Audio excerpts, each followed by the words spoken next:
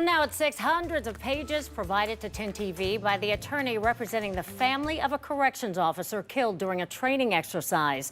These documents detail the investigation into Lieutenant Rodney Osborne's death in Pickaway County. And tonight we're getting our first look at photos of the incident from the State Highway Patrol. 10 TV's Colin Dorsey was there the day it happened and has spent 2 days combing through these new documents. He's in studio tonight with what we've now learned. Colin.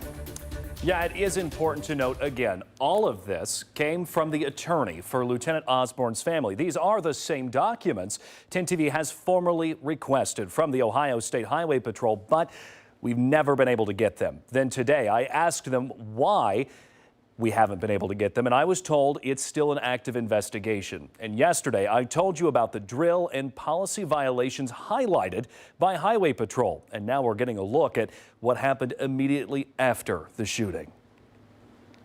These photos show the aftermath of a panicked situation. Medical supplies and safety gear litter the ground of the firing range, a statement to the efforts made to try and save Lieutenant Rodney Osborne's life. State Highway Patrol investigators arriving to the training facility not long after that training drill turned deadly, the range quickly becoming a crime scene. We can drag it from that bench. Investigators pulling aside the other 5 instructors that day, along with the 14 students, getting each of their stories. Witness reports read that Commander David Pearson stood in front of Osborne, instructing him on how to correct his form. He hears Pearson say, "When you pull the trigger," and that's when the gun went off.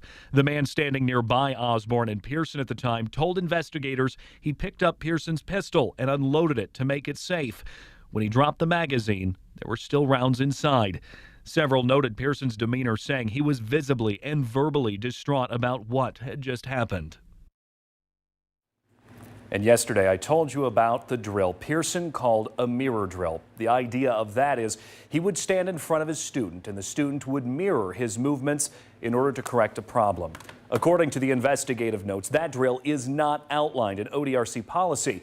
I also reached out to the ODRC today to ask what, if anything, has changed in their policies and procedures to prevent something else like this from happening again. A spokesperson for ODRC says all policies relative to the tragic death of Lieutenant Osborne are currently under review. In studio, Colin Dorsey, 10 TV News.